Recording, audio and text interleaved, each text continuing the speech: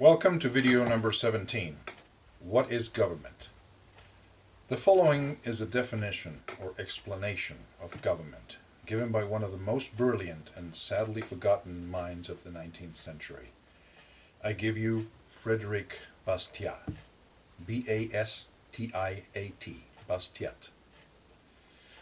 While he was writing this in 1849, another character in history, Karl Marx, had published the Communist Manifesto in 1848. I hope you can see the difference of stature, power of reason, depth of thought, and intelligence between these two. Quote, this is Bastiat. I wish someone would offer a prize for a good, simple, and intelligent definition of the word government. The government. What is it? Where is it? What does it do? What should it do? All we know is that it is a mysterious entity, and assuredly it is the most solicited, the most tormented, the most overwhelmed, the most admired, the most accused, the most invoked, and the most provoked of any entity in the world. I have not the pleasure of knowing my reader, but I would stake 10 to 1 that he has been making utopias, and if so, that he is looking to government for the realization of them. I have no doubt that my reader is sincerely desirous of seeing all the evils of suffering humanity remedied, and believes that this might be easily done if government would only undertake it. The 100,000 mouths of the press and of the public cry out at once. Organize labor and workmen, repress insolence and the tyranny of capital, cover the country with railways, irrigate the plains, plant the hills, make model farms, fund social workshops, nurture children, instruct the youth, assist the aged, send the inhabitants of towns into the country, equalize the profits of all trades, lend money without interest to all who wish to borrow, emancipate oppressed people everywhere, encourage the arts and provide us musicians, painters, and architects, restrict commerce and at the same time create a merchant navy, discover truth and put a grain of reason into our heads. The mission of government is to enlighten, to develop, to extend, to fortify, to spiritualize, and to sanctify the soul of the people. Do have a little patience, gentlemen, says government, in a beseeching tone. I will do what I can to satisfy you, but for this I must have resources. I have been preparing some plans for 5 or 6 taxes, which are quite new and not at all oppressive. You will see how willingly people will pay them. Then comes a great exclamation. No, indeed. Where is the merit of doing a thing with resources? Why, it does not deserve the name of a government. So far from loading us with fresh taxes, we would have you withdraw the old ones. You ought to suppress the tobacco tax, the tax on liquor, the tax on letters, custom house duties, patents. In the midst of this tumult, and now that the country has again and again changed the administration for not having satisfied all its demands, I wanted to show that they were contradictory. I will venture to say that we are in this respect the dupes of one of the strangest illusions which have ever taken possession of the human mind. Man recoils from trouble, from suffering, and yet he is condemned by nature to the suffering of privation if he does not take the trouble to work. He has to choose then between these two evils, privation or work. What can he do to avoid both? There is only one way, which is to enjoy the labor of others. This is the origin of slavery and of plunder, whatever its form may be, whether that of wars, imposition, violence, restrictions, fraud, etc. These are monstrous abuses, but they are consistent with the thought which has given them birth. Enjoy the labor of others. Slavery is disappearing, thank heaven. And on the other hand, our disposition to defend our property prevents direct and open plunder from being easy. One thing, however, remains. It is the original inclination which exists in all men to divide the lot of life into two parts, throwing the trouble upon others and keeping the satisfaction for ourselves. Now, let me show you under what new form this sad tendency is manifesting itself. The oppressor no longer acts directly and with his own powers upon his victim. No. Our conscience has become too sensitive for that. The tyrant and his victim are still present, but there is something else in between, an intermediary, the government. That is, the law itself. What can better be calculated to silence our scruples and help us overcome all resistance?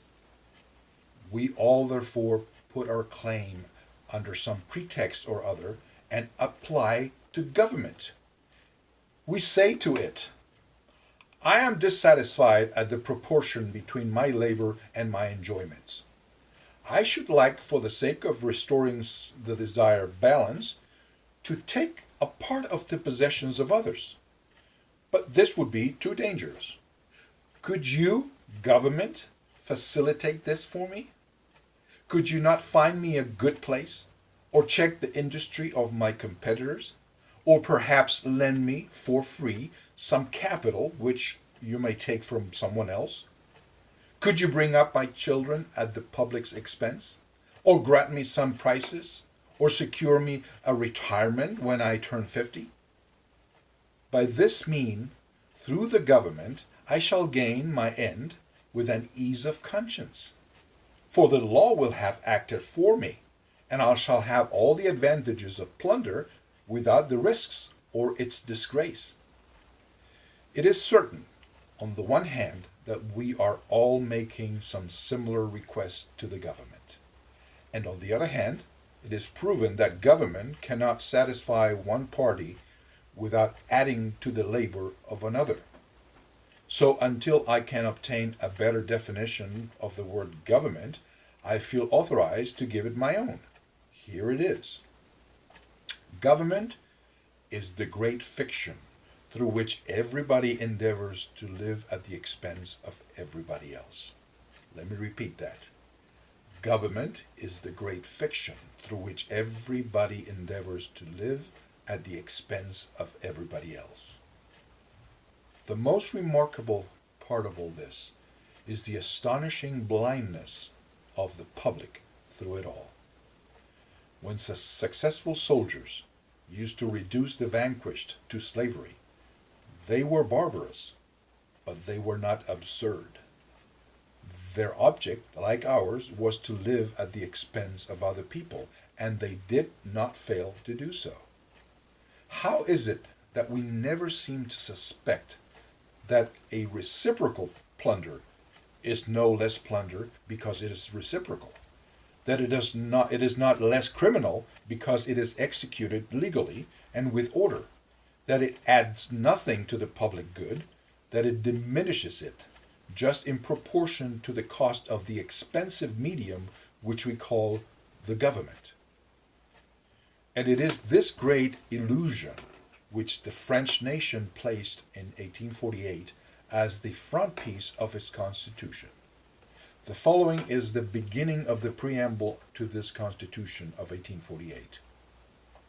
Quote, France has constituted itself a republic for the purpose of raising all the citizens to an ever-increasing degree of morality, enlightenment, and well-being. Thus, it is France, the abstract idea of France, which is to raise the French people to morality, well-being, etc. Is it not by believing in this strange delusion that we are led to expect everything to be given to us from an energy not our own? Is it not insane to believe that there exists, independently of the French people, a virtuous, enlightened, and rich being, namely France, the abstraction, who can and will bestow upon its people all the benefits? I know it is often said, metaphorically, that a country is a tender mother. But to show the insanity of such a constitutional proposition, we only need to show that the statement may be reversed without any inconvenience. That it would be as insane to say the French, the people, have constituted themselves a republic to raise France, the abstraction, to an ever-increasing degree of morality, enlightenment, and well-being. Now, where is the value of an axiom where the subject and the attribute could change places without inconvenience? Everybody understands what is meant by this. The mother will feed the child, but it would be ridiculous to say the child will feed the mother. Now, the Americans formed another idea of the relations of the citizens with the government when they placed these simple words at the head of their Constitution. We, the people of the United States, for the purpose of forming a more perfect union, of establishing justice, of securing interior tranquility, of providing for common defense, of increasing the general well-being, and of securing the benefits of liberty to ourselves and to our posterity, decree, etc., etc., etc. Here, there is no illusion, no abstraction from which the citizens may demand everything. They expect nothing except from themselves, their own energy. If I may be permitted to criticize the first words of the French Constitution of 1848, I would remark that what I complain of is something more than a mere metaphysical subtlety, as might seem at first. I contend that this personification of government has been in the past and will be in the future a fertile source of calamities and revolutions. There's the public on the one side, government on the other, considered as two distinct beings. The government bound to bestow upon the public, and the public having the right to claim from the government all imaginable human benefits. What will be the consequence of this? In fact, government is not maimed and cannot be so. It has two hands, one to receive and the other to give. In other words, it has a rough hand and a smooth one. The activity of the smooth hand is necessarily subordinate to the activity of the rough hand. Strictly, government may take and not restore. This is evident and may be explained by the porous and absorbing nature of its hands, which always retain a part and sometimes the whole of what they touch. But the thing that never was seen and never will be seen or conceived is that government can restore to the public more than it has taken from it. It is therefore ridiculous for us to appear before it in a humble attitude of beggars. It is radically impossible for it to confer a particular benefit upon any one of its individuals, which constitute the community, without inflicting a greater injury upon the community as a whole. Our requisitions, therefore, place it in a dilemma. If it refuses to grant the request made of it, it is accused of weakness, ill will, and incapacity. If it endeavors to grant them, it is obliged to load the people with fresh taxes, to do more harm than good, and to bring upon itself from other quarters the general displeasure. Thus the public has two hopes, and government makes two promises: many benefits and no taxes. Hopes and promises which being contradictory can never be realized. Now, is not this the cause of all revolutions? For between the government, which lavishes promises which are impossible to deliver, and the public, which has conceived hopes which can never be realized, two classes of politicians interact and negotiate: the ambitious and the utopians. In all times, two political systems have been in existence, and each may be maintained by good reasons. According to the one, government ought to do much, but then it ought to take much. Socialism, high taxes. According to the other, this twofold activity between the government and the people should be little felt, meaning small government and freedom, representative republic. We have to choose between these two systems.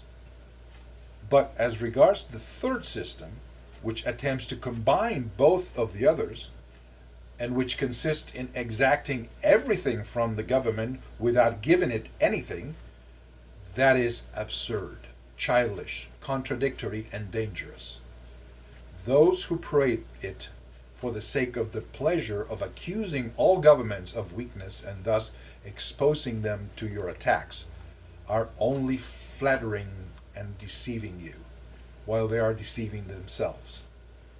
For ourselves, we consider that government is and ought to be nothing whatever but the united power of the people, organized to be an instrument of not to be an instrument of oppression and mutual plunder among citizens, but on the contrary, to secure to every one his own, and to cause justice and security to reign. Wonderful Frederick Bastiat. I please beg you, check him out and read his writings. Thank you. Until next time.